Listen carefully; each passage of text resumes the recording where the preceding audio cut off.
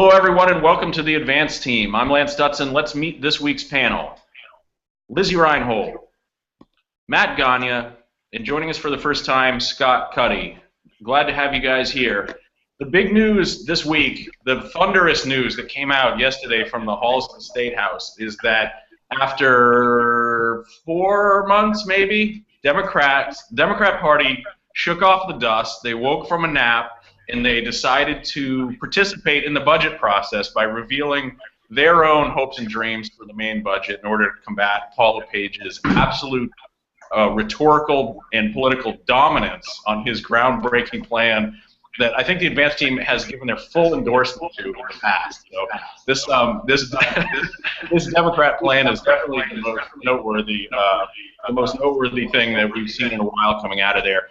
So I am, in brief, my understanding of it, I looked at it late last night and a little bit this morning, and I see some interesting rhetoric in there. One is the talk of tax cuts, which I think is great. There are two major parties now that are talking about the concept of tax cuts being good, I think is a change. But we've also got the other side of that, which is the real stick-it-to-the-man type of rhetoric. And I think this is kind of typical of what we've seen from Democrats for a long time, and I'm very interested to see how this thing develops, whether it follows the same combative trajectory of the LePage budget, or whether it's something that actually can dominate the conversation and start bringing something different to the table. Lizzie, I'm going to start with you. What do you think of this budget plan, or whatever it is, and what are the chances that it has of severely impacting the budget process now? Look, I mean, I think it's a huge improvement from what Governor LePage has proposed. Look, Democrats have said all along what they want to do is try to strengthen our middle class. Right now, Maine ranks, there are 2 states whose middle class is shrinking faster than ours is. Our income inequality is growing at a faster rate than the rest of the country. And we continue to see time and time again where the Republicans in the state, like the Republicans at the national level, continue to propose budgets that continually give huge tax breaks to the wealthiest among us at the expense of middle-class families. Governor LePage has proposed a tax plan that's dead on arrival. It creates a huge budget deficit, $300 million down the line, and it gives the largest tax breaks to the top 1%. Democrats have put together a solid plan. I think that not only does it provide more tax relief to middle-class, lower-class families, it also does so being able to pay for their priorities. They believe that in order to build a strong economy, we have to build it from the middle out, which means that we need to invest in things like education so we have a quality workforce. We need to be able to make college more affordable so people aren't dealing with student loan debt. We need to be able to invest in our economy and help increase wages. And the best way to do that is to start with a budget that reflects those priorities. This budget reflects those priorities and also provides a way to pay for them. So Matt, I mean, isn't this the stick-it-to-the-man thing all over again that we hear over and over? I mean, Lizzie just listed off a whole bunch of stuff that I really like, but how are you going to pay for it? I mean, aren't we going down the same road here again? Yeah, I mean, ultimately, we've seen Democratic plans like this pretty frequently, right? I mean, we've had the Maine Made plan from wannabe Governor Michoud, and of course, Libby Mitchell's plan wasn't all that different. And this is, it's interesting to me that the Governor LePage's budget was dead on arrival when it took us 3 months to get to the point where it's dead on arrival. I mean, this is something that's been long brewing. We didn't have a lot of really stern, strong oppositional voices to the budget until really recently now from the Democrats. So I'm wondering if they just took this long to figure out that they didn't like it. But so what struck me is they did like it. They did. I'm sorry to interrupt, Matt, but I noticed there's a section in there that says when they go to the sales tax thing that we just accept our plan incorporates LePage's plan right in it. Yeah. And what they're trying to do is work out a compromise so that they can actually get Republicans on board. I mean, excuse me, but didn't your own organization, Matt, take a long time to decide how it felt about the governor's plan? The governor rolled out a plan without a lot of strong analysis on it. You said last time you were even on the show, you said that you guys were taking your time. You were being considerate. We were being considerate on evaluating the entire plan, but I've been pretty clear from the get-go that we supported parts of it and didn't support other parts of it. Ultimately, the thing when I'm looking at this particular proposal from the Democrats, they couched it in saying that we are coming up with tax relief for the middle class, as you said, Lizzie, of course, but it doesn't leave a $300 million hole in the budget. And that's, of course, code for no real tax relief, right? I mean, there's reshuffling the deck chairs once again here and not providing anything that actually provides raw tax savings for anybody. And so, you want to talk about dead on arrival. I have no allusions to the fact that this is not going to be going anywhere in the legislature any more than LePage's plan would. It's not true to say that it provides no tax relief for anybody. I mean, it may not provide a lower amount of taxes for the entirety of the state in terms of what they're going to be getting for income, but it does change the taxation quite a bit in terms of income taxes on the bottom 98% or the bottom 95%, I guess, of the income spectrum in the state of Maine. That's a very good thing. What the Democrats' plan doesn't do, and this is something I have an issue with because we ought to be doing this and we're not, is it doesn't provide for investment in terms of research and development. It does add some investment to education, which is great. The studies that I've read regarding why a business or an individual is going to move to a state, taxes are in there, but they usually end up falling in behind. Do you have good opportunities for me in terms of, can I get a job? Is a job going to pay enough for me to live? Can you educate my kids? Those things are the things that seem to me to be really important. And the Democrats' better deal here does at least add some to the education side of things, and it also adds a little bit to the revenue sharing side of things. And I was just reading, Matt, your piece regarding the failure of revenue sharing, but it was interesting for me to note that in Darren Fischel's article, Fischel, I don't know how you pronounce his last name. Although, actually, until we just introduced, I wasn't exactly sure how to pronounce your last name either, because none of us are. Yeah, Keith Throdahl does it like 3 different ways whenever you're on. But Darren's article referenced an earlier BDN article that revenue sharing had, in fact, helped keep down the tax issue. The property taxes. That's a side issue, of course. But this does provide some real tax relief for the families in Maine. In some ways that are good, in some ways that I can't really actually back and agree with. I don't know about you guys in terms of, I remember seeing the shows that you guys did early on in the governor's budget, and there was a lot of, that's a little bit of where I am with the Democrats' plan right now, frankly. There's a lot of stuff I like, and there's some things that I find a little bit troubling too.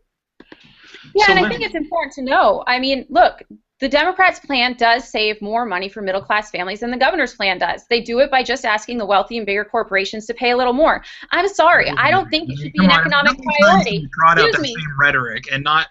No, I'm sorry, but Matt, I don't think it should be a priority. In Governor LePage's budget, he gives a $30 million a year tax break to less than 100 Maine families. Less than 100 Maine families who are who are some of the top earners. The wealthiest among us get a $30 million a year tax break with his elimination of the estate tax. And you know what? I don't think that should be an economic priority. I think an economic priority should be targeting that relief in property taxes and tax relief to the middle class, while still investing in the things that are going to make our economy strong. Look, as we all know, I am not in love with the governor's proposal. Okay, I like a lot of parts of it. I don't like other parts of it. But the real point here is that the policies, the tax policy specifically, and this goes into estate tax, this goes into corporate taxes, this goes into income taxes. They disproportionately hurt those people, and they are fleeing the state, and they have fled the state over and over again. I mean, when you're chasing donations like I am. For a C3 organization, it's getting increasingly harder to find those types of people because they are living in Florida for 6 months in a day when they used to. Are you sure that it's not increasingly harder because people just have stopped seeing value in your organization? Oh, wait a minute. So I was going to say, Matt, you just served something up. Lizzie just got more motivated to kill that budget because they don't want to see those donors coming in anymore. Sorry, tie my hands behind my back, but. Lizzie, this is my question for you, though. Isn't it hard for Democrats to come out and say, okay, now we agree, we need to give tax cuts, regardless of who they're to? Now they're saying the middle class. I mean, isn't this who raised the taxes to this level to begin with? I mean, isn't it hard for the people of Maine to take that as a serious statement when Democrats essentially are the ones that put us in this tax situation to begin with? I'm pretty sure the people who put us in the tax situation to begin with was Reagan economics and trickle-down economics from 30 years ago. I mean, let's talk about it. We restructured the tax system to give larger breaks to the wealthiest and big corporations. And in that time, since, 3 decades, what we've seen is the top 1% has seen their income grow by more than 150%, and yet the middle-class families have seen their incomes stagnate. And we've tried to fix it over the years, but at the end of the day, it takes a rerouting, which takes a long time, particularly when you have Republicans throughout the entire country who are pushing for tax breaks for the wealthy time and time again. Now, Is the tax plan perfect? No, I don't think it is going to be. Is it going to be what passes? No, I'm pretty sure that we're probably going to see nothing done. But I do think it's great that the Democrats have laid out their own vision and laid out exactly how they plan to start building our economy from the middle out rather than the top down. Go ahead, Matt. I don't understand what the rhetoric is. Are taxes too high? Are they too low? I mean, Reaganomics is responsible for Maine's budget? I mean, this is 40. Scott, what do you think? I mean, is Lizzie right about that? Are we living in the post-apocalyptic, post-Reagan era, and we need to do extreme things to try to dig out, or is this just kind of more of the same rhetoric that Democrats have been talking about for a long time? Well, there's certainly no question, but that we've had incomes, by and large, stagnate. But we have also, as a state, been shedding high-paying jobs. I mean, you look at the contraction of the paper industry in the state of Maine. You know, I live in the Penobscot River Valley. We've lost somewhere along the lines of 1,100 manufacturing jobs in the last 10 months. Now, those manufacturing jobs, you're looking in the area of 40 grand a year per person. So when you're thinking about Maine's problem with taxation, you know, the Republican line has been, we don't have a taxing problem, we have a spending problem. We have a revenue generation problem without a question, and a good big chunk of the reason for that is the jobs that used to support our tax system, be they you know, shoes, paper, whatever, they're moving away, and we're not replacing them with a high-wage job. So yeah, we're feeling the effects of Reaganomics, certainly. We're feeling the effects of NAFTA. NAFTA has seriously injured us. I mean, if job creators go away, isn't the solution to create an environment where job creators come back? We have seen no evidence that reducing the income tax on the top income earners and on, you know, so-called job creators is actually going to create jobs. Look at Kansas. Look at all the states that have been cutting income taxes. What they're facing are huge budget cuts, and their economies are stagnating, just like Maine's is. You know, we all know, I think we all know that a strong economy, the middle class is essential to a strong economy. You can't have it if you keep shrinking that middle class. And Democrats for years have been talking about trying to put more money in the pockets of middle-class workers. Meanwhile, Republicans continue to push on the state and national level budgets that are going to continue to give big giveaways to the wealthiest among us and big corporations. Just look at the budget that the Republicans just passed in Congress. All right, Matt, you got the last word on this before we go to our winners and losers. I mean, what evidence have we ever seen that taxing the hell out of the wealthy, it creates any sort of prosperity for the middle class here? I'm hearing an awful lot of rhetoric that we've heard for years and decades that hasn't shown any sort of proof in the pudding, so to speak, of getting results here. And you know, we can argue this round and round all we want to. But I'd say the 40s and 50s are that proof.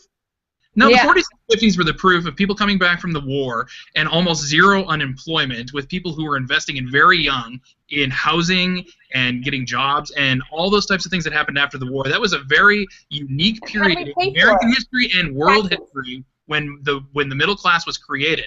And it wasn't created because you were investing billions and billions of dollars in education, for instance. I mean, that's not exactly how it works, okay? They came back with an awful lot of money in their pockets from a war, from being gone for 4 years. I mean, this is a much bigger topic than we have for 3 minutes of conversation about this.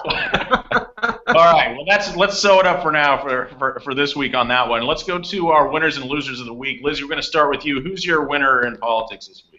Honestly, I'm going to say Senator Eric Brakey. You know, he is a freshman senator. I'm going to go ahead and say I'm really impressed with the work he's done on the bills he's proposing. You know, particularly this constitutional carry issue. It's been a really partisan issue in the past, and here he's gotten the majority of people in the legislature to sign on to it, including Democratic leaders and Republican leaders. So I'm going to go ahead and say he's my winner. Scott Cuddy, who's your winner of the week? I'm going to go with Senator Susan Collins. She's been getting some really good press in the greater Bangor region because of her talks on incivility and hyperpartisanship in Congress, both at UMaine and at Colby. All right, Matt, who's your winner of the week? My winner of the week is not making any headlines. You're not hearing anything about what he's doing, but Bruce Poliquin is a winner for me. He's in district right now. He's going around to an awful lot of places. I saw him at a hot dog shack in Lewiston like 2 days ago. I mean, he's pretty much everywhere, and I'm getting a lot of good feedback from some of the people in the conservative movement who were, of course, a little worried about his vote for John Boehner and the Obamacare vote early on, who are sort of coming back around to some of the things he's been doing. So that seems like it's kind of a permanent campaign, isn't it? There's really no choice. They're both permanently campaigning, so yeah. So my winner of the week is, I think, the people of the state of Maine. For a long time, there's been one party in charge in Augusta, and there's been a lot of bad problems because of that. And whether you're Republican or Democrat, the fact that Republicans and Democrats are competitive right now, I think is good for the democracy. It's good for taxpayers because now we're arguing over who gets the tax cuts rather than whether we do tax cuts or not. And I think that's a great thing.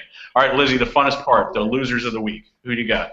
Well, my loser is Governor LePage. I mean, he rolled out a budget plan, and this week, if anything, you know, if it was dead on arrival before, it certainly is dead on arrival now. I mean, he even admitted at this forum in Biddeford that he knows that his tax on nonprofits isn't going to happen, which really ends up zeroing out a huge part of his budget. On top of that, the tax committee has voted unanimously against a number of provisions in his budget. So, Governor LePage. Scott, who's your loser of the week? I'm going with the people of Biddeford because they lost out on a real opportunity to actually have a discussion about the governor's plan. The answers they received from the governor to the questions they were posing were not substantive answers, and then they did not have the opportunity to dig in deeper after the circus show, is the polite way to put it, that erupted between the governor and former Representative Toomey. Vaseline Gate. Yeah, oh, no, not another gate. All right, Matt, who's your loser of the week? Yeah, I was gonna actually. Now that I go back, I should actually give the winner of the week to Vaseline because I mean, Yeah, I just thought too. Vaseline entered the public discourse because of Maine politics, so we might swap that around with Bruce there. But for loser of the week, I mean, I don't want to sound too partisan here, but I think Mark Eves and the Democrats are. Lizzie herself just admitted that the plan is just as dead as anything else. So it's unveiled a plan that's dead within 2 minutes of its unveiling, and it's not going to go anywhere either. So it's something that made an awful lot of noise yesterday and a little bit today when we're talking about it, but isn't really ultimately going anywhere. All right, my loser of the week is also the people of Maine. Matt's organization, the Maine Heritage Policy Center, will be presenting a recent edition of Rich States, Poor States, which is a study from Art Laffer and some of the and Alec and some of the evil Koch brother funded evil folks that are out there. But they do a great analysis every year of the economic prosperity of different states. Maine is down again to number 42, so I think it shows that we've got a ton of work to do. All right, guys, I appreciate everybody jumping on here for our first special Friday budget edition of the Advance team. Thank you to Lizzie Reinhold, Matt Gagne, Scott Cuddy. I'm Lance Dodson for the Advance team. Thank you for watching, and we'll see you next time.